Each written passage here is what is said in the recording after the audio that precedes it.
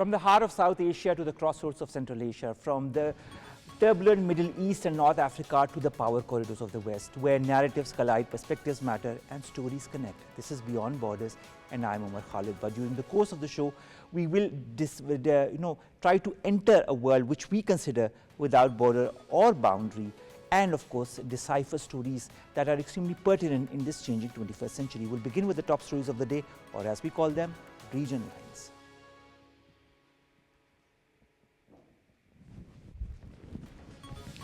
We start from Beijing, where Pakistan and China have vowed to strengthen joint rapid response mechanisms against terrorism and crimes. The agreement was reached out in a meeting between Interior Minister Mohsin Naqvi and the Chinese Interior Minister Wang Xiaohong in Beijing. Both sides focus on bilateral relations, counter-terrorism cooperation, police training exchanges, and coordination in areas of mutual interest.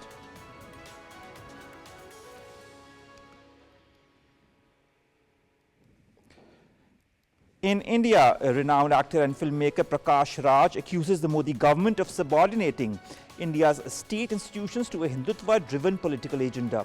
Speaking at a recent public forum, he claimed that a planned and organized agenda was being pursued that could lead to genocide against vulnerable communities. Moving on to the West, President Donald Trump says the U.S. could run Venezuela and tap into its oil reserves for years. In a press briefing, White House Press Secretary Caroline Leavitt says the U.S. intends to dictate the decisions of Venezuela's interim leaders.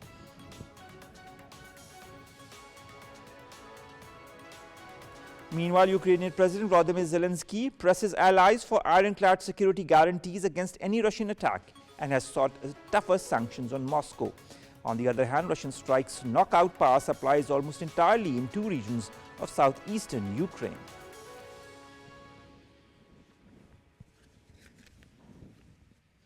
And lastly, Israeli forces carry out another deadly airstrike in Gaza City, killing 2 Palestinians and wounding 3 others. Meanwhile, Doctors Without Borders say Israel continues to block deliveries of tents and temporary housing to the war-ravaged enclave.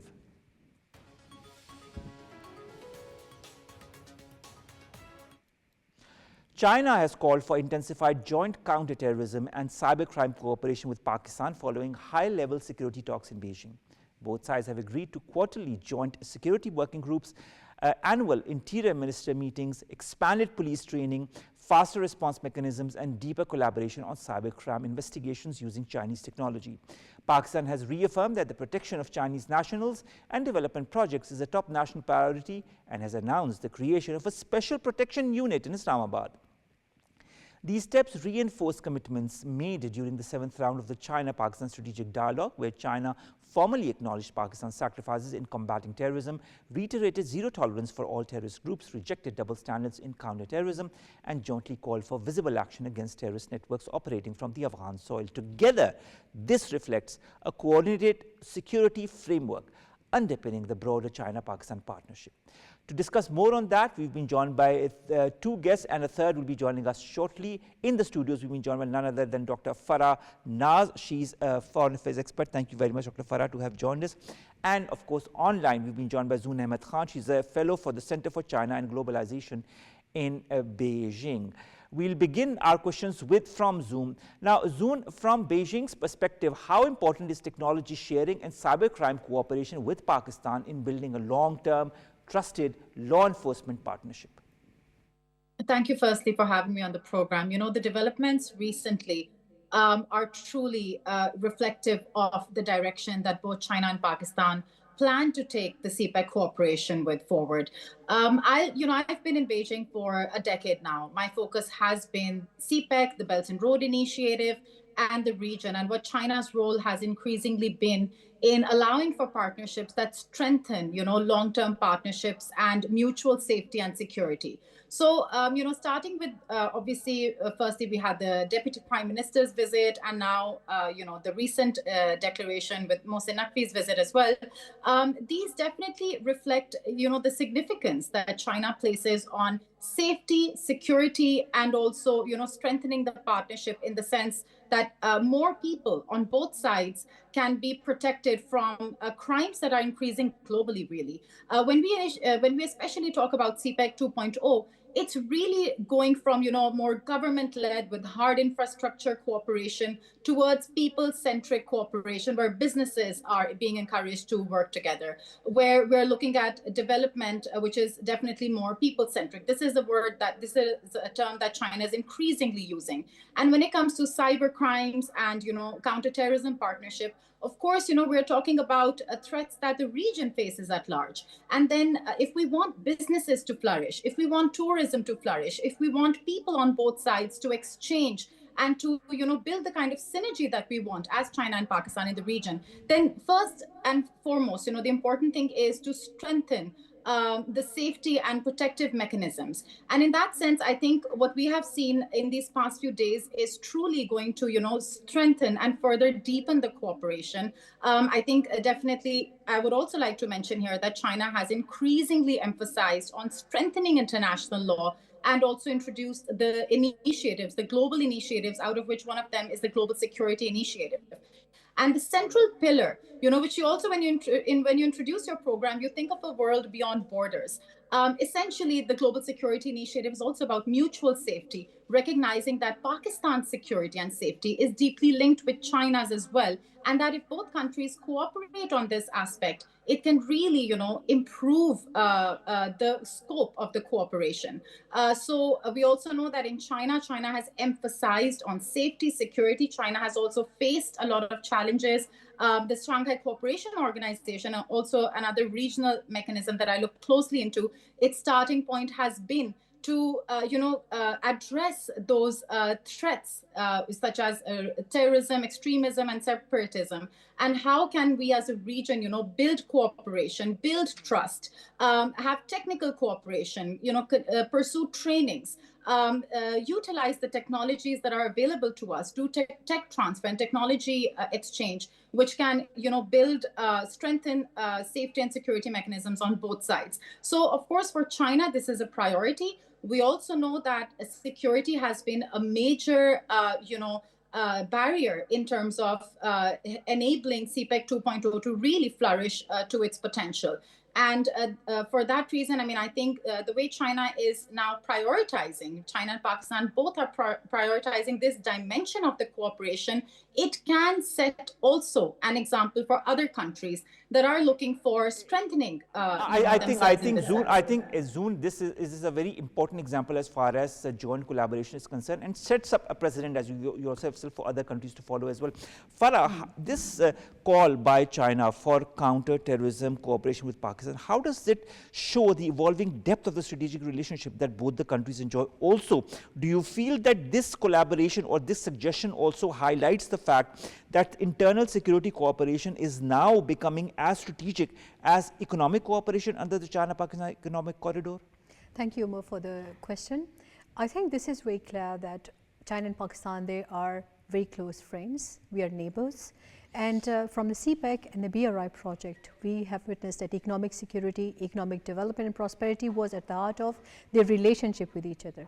Now, coming over to this security thing and counter-terrorism thing, security was always a part of the CPEC project. It is not something new here.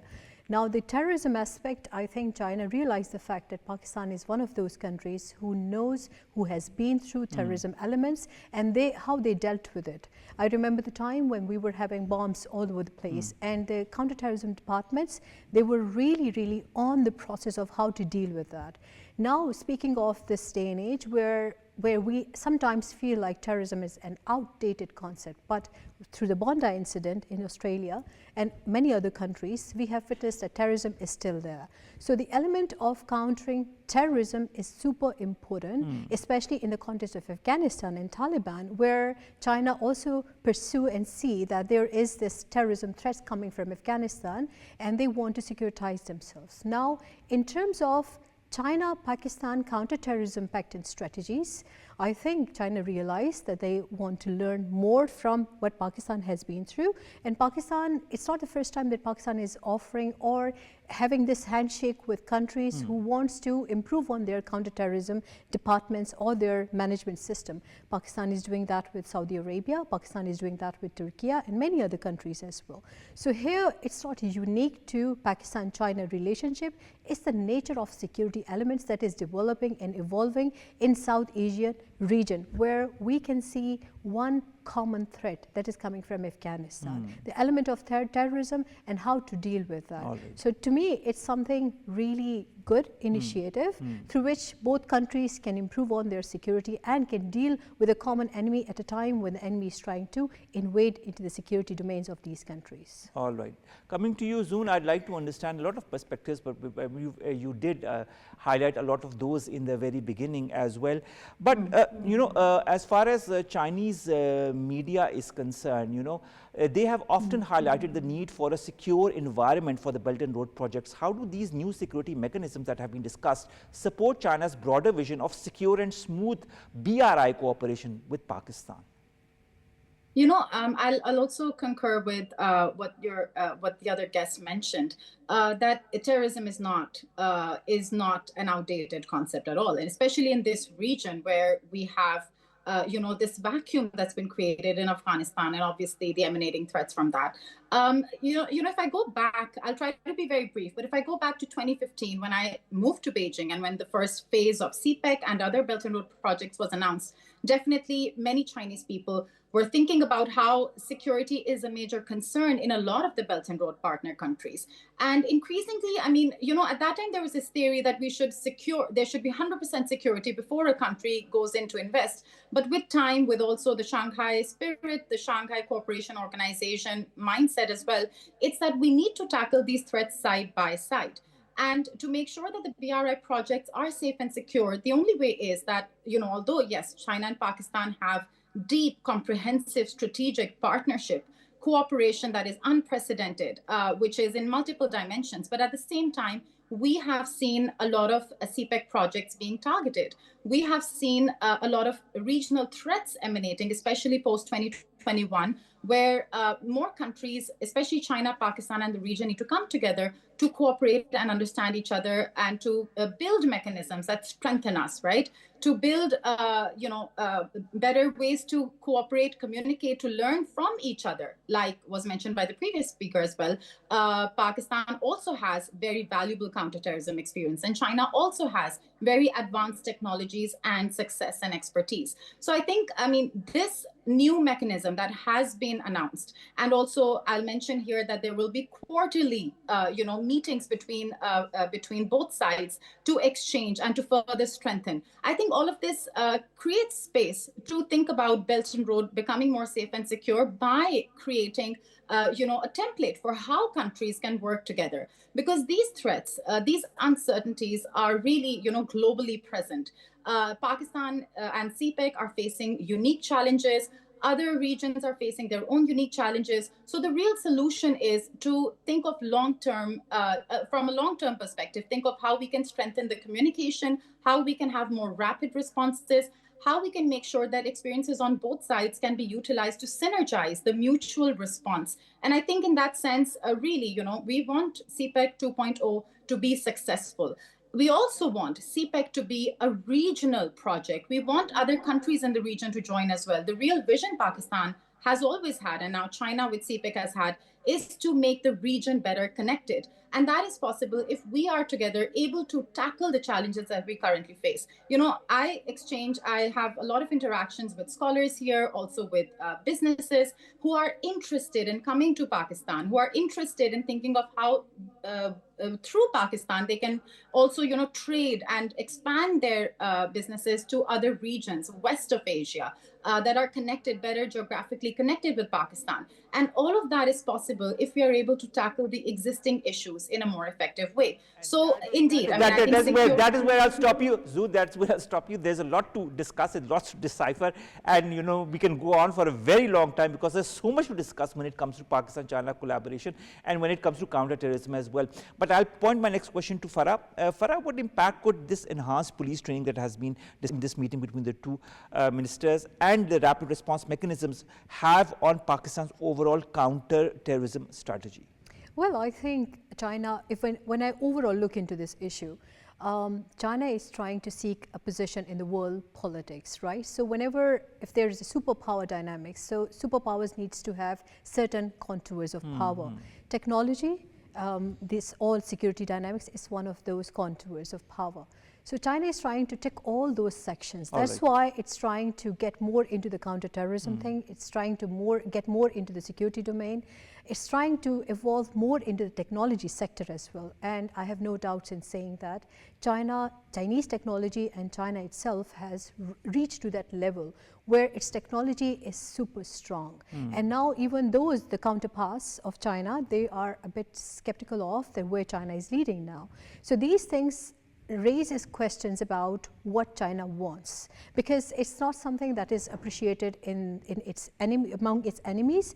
And when we talk about what impact it can have on the security dynamics in Pakistan, where we are now from BRI and from CPAC and to economic cooperation, friendship, neighborhood, we are more evolving into the security domain. So it's going to improve on both sides, security on both sides, counterterrorism improvement on both sides. We're going to learn from the technological equipped security dynamics that China can offer and the in-person developments that we can offer to China. So it's like a plus on both sides. It's not something that a win-win game for both parties. And it's not like that Pakistan is going to get benefit and China is going to be less benefited. It's like a two-way kind of thing, where Pakistan can provide more on-ground, trainings, facilitation and all those stuff that is required for Chinese technology to be tested, to be used, and how to equip that. Secondly, Pakistan, as I said earlier, Pakistan has gone through all those stages, right, where it has seen all those bomb blasts on ground. If we compare that to China, China is new to all of this. So we have tested everything on the ground, what works, what is not working, but with the injection of this technology into the security domain, we can excel. And I'm very hopeful and looking forward to it. Yeah, as and let's see there are no more enemies on the way of this partnership, and we work it out. Inshallah.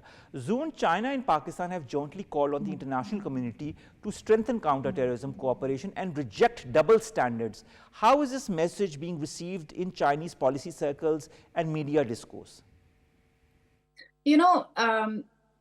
I think the one thing that China is, because China is indeed rising, China is a global power. And China is very aware of how tired the world, the majority of the world, the global south, and also many people in the global north are of the double standards of the United States. Let's look at what's happening in Venezuela. Look at what they did in Afghanistan and other regions. And being acutely aware of that and having thousands of years of historical perspective, China wants to make one thing clear, that we support the global international order, which is the international legal order. No country above international law. This is what China's message has been consistently. And this is not just in the last 15 years where it became imminent that China is a global power. This is China's moral standpoint, because China knows that a power that sees itself above the law is going to create its own way for its own downfall very soon. So that said, Chinese policy circles are not surprised. Chinese scholars, Chinese thinkers, Chinese university professors, everyone I interact with, they're very clear on one thing, that China wants to support international law, and China wants to strengthen how we can collectively respond to shared challenges and shared threats. This is what the SCO is about. This is what increasingly BRICS is about. This is what the Belt and Road Initiative is about. It is about problem solving, and it is about problem solving in a way that benefits all. So this message is consistent with China's overall diplomacy, China's growing interest and engagement with the world, what China is doing bilaterally with Pakistan, and by also China has made several other initiatives as well, which are focused on, how can we resolve conflicts? How can we resolve issues remaining within international law? And again, these recent developments are a reminder that we need to unite collectively as a world and utilize the existing UN mechanisms, what we all as the global majority agree to make sure that in the future, no country thinks of itself as above the law. And this is a consistent message. It is being received well. There is no surprise here. And I think China has many partners in this endeavor, many partners who also agree that we have been worse off when any country thinks of itself as above the law. And I also want to say here that security cooperation, increasing engagement on this front, it's not about moralism or telling countries that you are supposed to follow, what benefits them specifically, but actually think about what is the mutual concern, what is the mutual threat, and what is the mutual result we want to arrive at. And I think I will recommend anyone over here to also look closely into the SCO Charter, the SCO's perspective, and again, how China has engaged with ASEAN, with the African region, with other parts of the world, to think of how can regionalization, multilateralization happen in a way that creates more synergy. And again, security is the prerequisite in many ways for economic cooperation. China is an economic power at the end of the day. So I think security is relevant.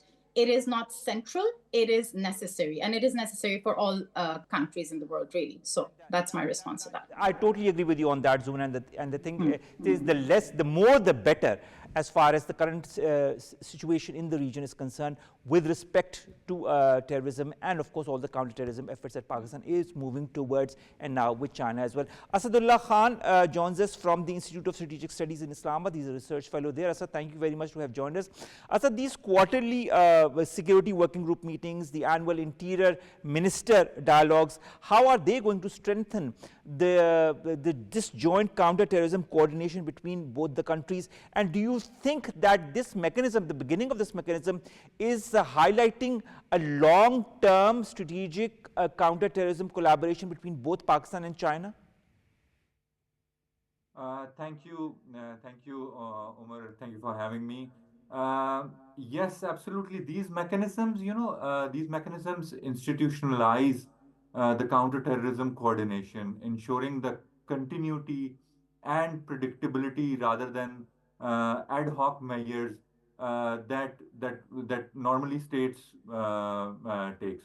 And these quarterly working groups also, I believe, allow operational officials to exchange intelligence, review threat patterns, and coordinate timely responses. Annual interior minister dialogues elevate the discussion to the strategic and political level as well, ensuring that the leadership oversight and the long-term alignment is there in the decision between the two nations. I personally believe that together they indicate a move toward permanent and kind of a formalized cooperation, not limited to reactive or a sort of reactionary engagement. And this structured approach also enhances transparency and brings kind of accountability and mutual confidence in addressing the complex challenges of security among the both nations. And so I believe this is very, very important for both China and Pakistan to institutionalize this cooperation permanently. Thank you very much, Asad, to have joined us. Zoon, I'd come to you. Do you see this expanding security coordination with Pakistan as part of China's wider regional security engagement, especially concerning stability in and around Afghanistan? And I'd like to add to that, the cybersecurity collaboration that also both the countries are moving towards. How important is that in the context of all the challenges that Pakistan and other countries are also facing in the cyber domain, with Pakistan also trying to take a lot of from the AI technology that China has acquired and China is building on?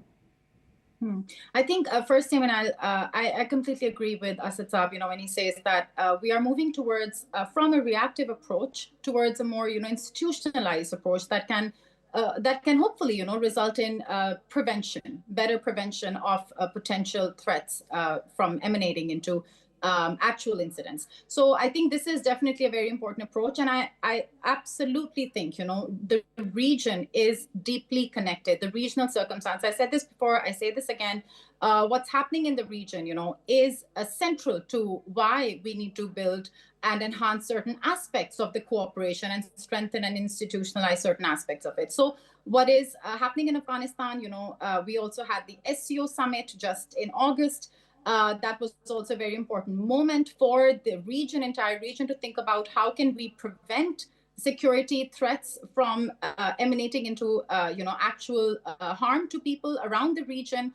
Better engagement of Afghanistan with Afghanistan has been a priority. China also initiated, coordination between Iran, Pakistan, Afghanistan, China, and also the trilateral was very important between Afghanistan, Pakistan, and China, to again, have a regional approach and to make sure that we are, again, our strategies synergize and we are able to benefit from each other's experiences, from each other's strengths, to have a collective response and to incentivize actors that are not cooperating to cooperate. So indeed, the region is relevant. It will always remain relevant because no country in the end is an island. And CPEC is a project that hopes for engaging the region and to synergize regional connectivity. This is at the heart of CPEC.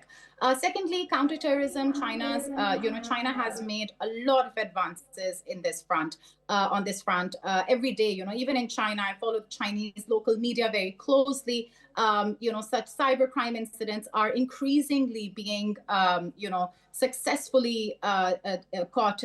More and more cases in China are also being, reported, where given the latest technologies, it's possible to ensure prevention. And that is something that Pakistan can definitely benefit from. Again, as I said, in the end, CPEC, BRI, China's own governance model, if anyone studies it, basically, it is about a people-centric approach, because that is, in the end, the success for a society. At the end of the day, Zoon, it's all about a people-centric approach. The people need to be secured, and it is with such counter-terrorism security cooperation that the people can heave a sigh of relief, both in the region and especially in Pakistan as well, when it concerns these terrorist elements that are emanating from the Afghan soil. Thank you very much, Zoon.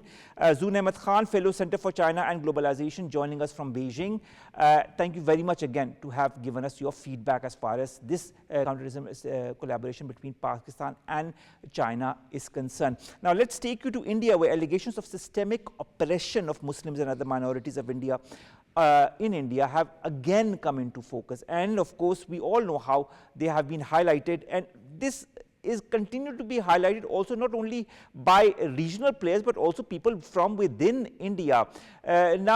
Strong remarks by Indian actor and filmmaker Prakash Raj accuses the Modi government and the RSS of pursuing an organized Hindutva agenda, warning that minorities including Muslims and tribal communities are being targeted under a broader campaign of exclusion and intimidation. He has also criticized India's justice system. He says the problem is not delay but denial of justice, and accuses the police of acting in an illegal and oppressive manner that has eroded public trust. Analysts also argue that recent political symbolism, including the high-profile religious ceremonies attended by Prime Minister of India, reflect a growing state alignment with ideological forces, raising serious concerns about the future of India's constitutional democracy and minority rights. Now, Prakash Raj has termed the RSS the real threat to India. Experts also say the BJP and the RSS have already made their agenda clear by attempting to change the constitution and undermine democracy.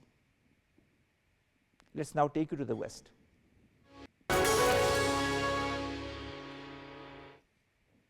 The United States says it will oversee Venezuela's oil sales and the use of related revenues for an indefinite period of time.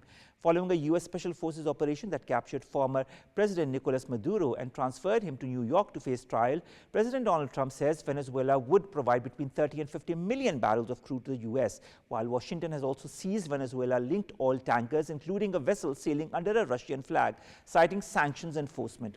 The White House says it now has significant leverage over Venezuela's interim leadership and plans to market stored oil and future production, with revenues to be used for economic stabilization and to purchase U.S. goods.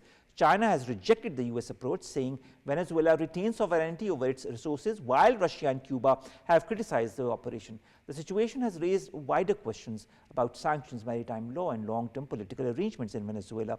To discuss more on that, we've continued to be joined by Dr. Farrah, but we've also been joined by Alex Crowther. He's a senior fellow at the Center for European Policy Analysis in Washington, D.C. Alex, thank you very much to have joined us. From a military doctrine perspective, how sustainable is the strategy of controlling a country's political decisions and oil exports primarily through naval pressure and special operations without boots on the ground? It's going to be really hard to do, but Trump is a businessman, and so I believe that he has chosen the bag of cash option. And so he has shown through the Maduro operation that he can get to senior leaders in Venezuela. We've seen a CIA report recently that said that working with the current government is going to be easier than working with the government in exile. And so he has chosen that approach. And so the naval part, the special operations part is kind of over the horizon and kind of a threat, but I believe that he is using economic incentives to try to get the current regime to be compliant. Alex, also I'd like to understand, does this seizure of leadership and enforcement of economic control risk turning this into a prolonged stabilization mission, even if Washington says that it does not intend to occupy Venezuela? If the current regime in Venezuela does not cooperate, then Trump is going to have to up the ante. The wild card here is not the vice president, who's the acting president, but indeed the Minister of the Interior, Diosdado Cabello, who is much more competent, aggressive, and nationalist than Maduro was. Cabello should have been the person that replaced Chavez. Chavez brought Cabello and Maduro to Cuba as he was dying and made Cabello swear to support Maduro. So he's going to be a lot harder to deal with. Also, as the Minister of the Interior, he controls the levers of violence within the country. So it's going to be very difficult to get him to cooperate.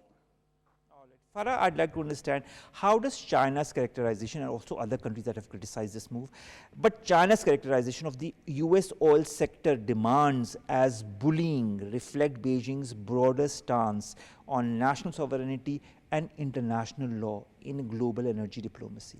I think it's not only China, all other states, including American stronger allies, they are not supportive of Trump invading Venezuela and taking hostage their leader. So in all of this, where China is standing, whether it's a violation of the sovereignty, yes it is. Many states have called it an illegal act on the part of President Trump and his administration. China is very upset. China called it that they condemned it and called it they need to have diplomacy. They need to talk to each other. And what sort of drug kind of charges they have put in place on President Maduro, I think all these things, they are not justified, where the trials needs to be done within the country rather than in the United States. Does this mean that United States is the new court for the world, where they have to test and trial all leaders that they think and consider that they are posing a threat to the United States, or maybe they are speculating about it? In all of this, China coming forward, speaking for Venezuela, its leadership, that's crucial, because there is a lot of import-export going on between China and Venezuela when it comes to the oil. And to us, we all are aware of, all countries in the world, they're aware of, it's not about President Maduro and his involvement in drugs. It's more about oil, because the recent numbers, which has kind of shocked many people in the world, that the Venezuelan oil reserves, they are more than Saudi Arabia. So that makes us one of the top oil reserve country, where it's oil. I can understand that when even finishing the oil and refining that, it requires lots of efforts, and there is the machinery and the equipment that is required. Venezuela is probably not equipped with those as well. But still the reserves, they are untapped reserves, and America is eyeing on that. But that poses serious threats for many other countries, like we are hearing from Greenland as well, which is speculating that probably the next target is going to be them, and even Iran, and even many other countries in the world. So in what ways and means is it's justified? That raises questions on China, where China is standing, how it's going to stand for the people in Venezuela, how China is going to speak up for the President Maduro's hostages and all of that. I think Chinese, they the leadership need to come forward and take some concrete steps and make America understand that these kind of violation of sovereignty is not acceptable. Because if they keep doing it, it's more like posing a threat to many other sovereign states, which probably the world is not appreciating and accepting in the future. A lot of changes are happening in the world, and you've just brought some of those to light. Alexander, how do you assess the escalation risks with external actors, including Russia and regional partners, if US forces continue enforcing oil seizures and maritime interdictions?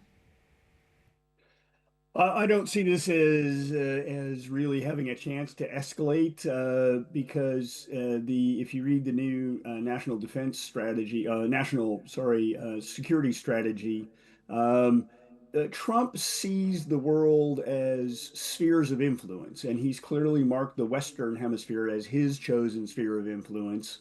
But if you look at just recently today, they announced that the United States was pulling out of many multilateral bodies, and a lot of them were in Africa. So the Chinese, although they may be irritated at U.S. efforts in Venezuela and elsewhere in the Western Hemisphere, the Chinese and the Russians have a lot to gain here if the United States just leaves Africa and Europe. And so this gives the Chinese and the Russians a tremendous opportunity to carve out their own spheres of influence. And Trump doesn't seem to be bothered by that.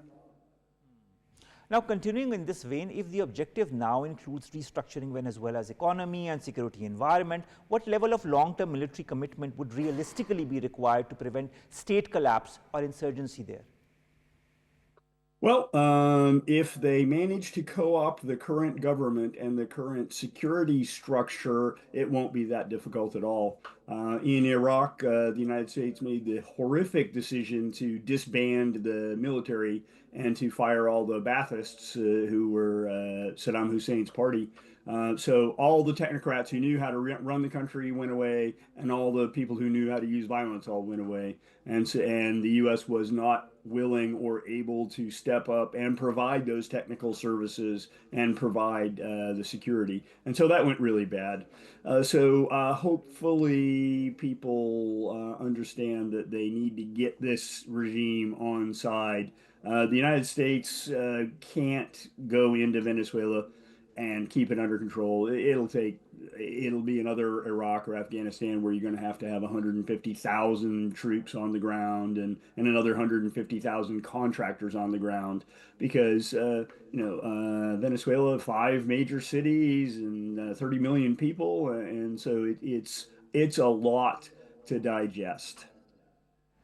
That is true. It's a lot to digest, and of course, this is something that is ongoing. And every day we see new development as far as that is concerned. Let's hope the future, has something that is more stable for Venezuela and for the Venezuelan people and for the region as well. Now, let's take you to Russia, Ukraine, and the conflict that has entered its 1414th day. A lot has happened on the diplomatic front, on the fighting front as well. My first question will go to Farrah. Farrah, with energy infrastructure, ports, cities under continued attack in Ukraine, is the conflict entering a phase where economic and civilian systems are becoming as central to the war as the battlefield itself? I think, Umar, you're quite naive, because when the formula came from President Trump to Ukraine, to Zelensky, and it was quite clear and obvious that it's more about resources. Russia-Ukraine war was not about the territory and Ukraine joining NATO and all of that. That was just a cover provided to it. And I think by now we all realize that what has happened to the people in Ukraine, they have been made fools very easily. And now coming over to the energy resources, they were eyeing on that and they are getting that. So whether somebody can stop America or its allies to not acquire all those energy ports and stations or resources that they were eyeing on, once they have already reached to that position. So I don't see, there's no hurdle on their way. They will achieve whatever they have planned for. And it's not like that they had a dream and they just went and they tried to invade it. They plan, they strategize longer, like decades and decades. They strategize, then they go ahead with that. They're unlike many other states who just get into war with each other without even thinking for a second time. So they are aware of what they were aiming for, what they wanted to achieve, what were the thresholds of their success, and how they're going to measure their success. To me, as an analyst, as a researcher, I can see whatever they were aiming for, they have already acquired. All those stations and steps that they wanted to achieve, they have ticked all of those. Now, right. coming over to Ukraine, what Ukraine can get, to me, they are just losers. Nothing they have achieved from that. All right, that's your take. Alexander, do recent statements from European leaders, including the need for parliamentary approval for troop deployments, indicate growing caution in Europe about deeper military involvement in this conflict? Yeah, the Europeans in general don't want to be involved with boots on the ground. However, recently, both the UK and France have developed a plan to do that. They have issued a joint statement that said they are willing to deploy forces to Ukraine, and this would be like peacekeeping forces. The Europeans are very happy to continue to give munitions and money to the Ukrainians, but actually putting European boots on the ground. They are very, very reluctant to do that. But we're going to have something like that to guarantee Ukraine's security. Zelensky said just recently that he had been meeting with European leaders, and then the European national security advisors all went to Ukraine to meet. And so security is one of the future security after a ceasefire is perhaps the major point that Ukraine wants to get across, because otherwise the Russians will just rebuild their army and come back later. All right, Farrah, I'd like to understand, by rejecting the coalition of the willing plan, is Hungary, a country that is also very important in the whole region, signaling a growing divide in Europe as far as military escalation is concerned, that the EU is talking to as far as Ukraine-Russia conflict is concerned? Should it be or become now the priority in the Ukrainian conflict when you see such a lot of conflict within the European nations? I think Europe is very tired of all these wars, because Europe has faced a lot of in the future, in the past as well. So they are not ready to speculate the same in the future as well. When it comes to the division, yes, the division is quite obvious. When we can see there are countries who are not in support of this war of Ukraine joining NATO or Ukraine continuing this war. They just want to have an end to the war. And I think it is justified as well. They just want to run their life the way any other country can run their life. Why they are paying the cost of one country trying to be a part of their union, and then they are paying the cost. So when we assess the cost benefit analysis, we can see the cost is quite big. Probably that's the reason there's a division within Europe. And it's not only Hungary, there are many other countries as well going on the same line, going on the same pattern, because they don't want to see trouble coming their way.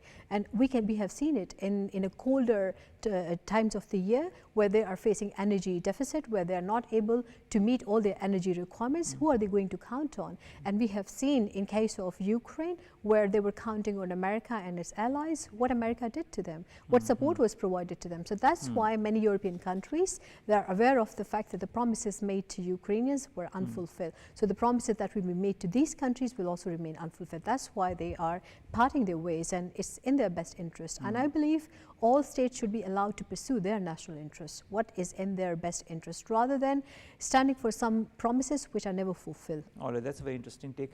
Last question to you, Alexander Krauther. By seeking long-term US security guarantees as well as accelerated EU accession at the same time, because of course it wants to become part of the European Union, is Ukraine trying to lock in both the military and political protection mechanisms before any ceasefire deal is signed by it?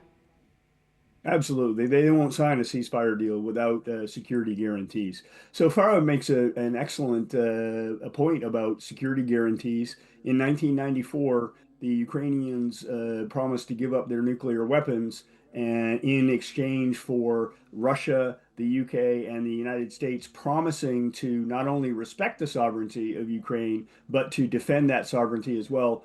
Obviously, the Russians violated that, and the U.S. and the U.K. didn't really defend it either. So fool me once, shame on you. Fool me twice, shame on me. Ukraine understands that they need an ironclad security guarantee before they're going to move forward. That is so true. Thank you very much, Alexander Krauser, Senior Fellow of the Center of European Policy Analysis in Washington, to have joined us and to have given us such a lot of your time. And of course, we'll continue to bother you in the days to come as well, because we need your perspective as well on issues pertaining to the West.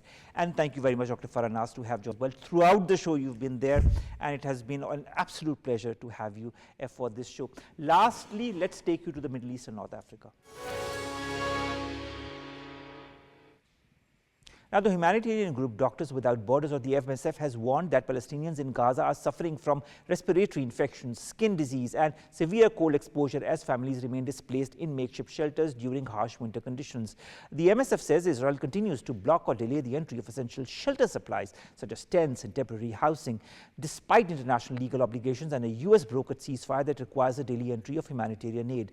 Now, the situation has been worsened by Israel revoking the operational licenses of dozens of aid organizations, including the MSF, which the group says violates international humanitarian law and restricts life-saving assistance. Meanwhile, the Israeli military operations have continued, causing further civilian casualties, while hundreds of thousands remain without proper shelter after widespread destruction of the homes. Israel has killed over 71,400 Palestinians, mostly women and children, led that register, and wounded more than 171,000 others in its genocide in Gaza since October of 2023. The genocide has left much of Gaza in ruins and has displaced all of its population. Israel has also consistently violated the ceasefire that took effect on the 10th of October 2025, killing at least 424 Palestinians and wounding 1,189 others. I mean, I can go on and on when it comes to Gaza. We had a lot of questions to ask Dr. Farrah, but unfortunately we're short of time. This brings us to the end of today's Beyond Borders. It's the last show of the week, and we, as we always do in this show, try to bring you different perspectives, different points of views, and we try to make you understand what the reality of the situation is, whether it be in the East, whether it be in the West, whether it be in the Middle East, or whether it be in South Asia. With that, we come, we leave you the next couple of days to understand, decipher, and ponder on how the world is changing, and find for and look for better solutions for this world and for our better, upcoming generations to live finally in peace. Something that we have been looking forward to, as well as the generations of this century. Allah Hafiz till Monday. We'll see you on that day with new shows, with new perspectives on important events across the world.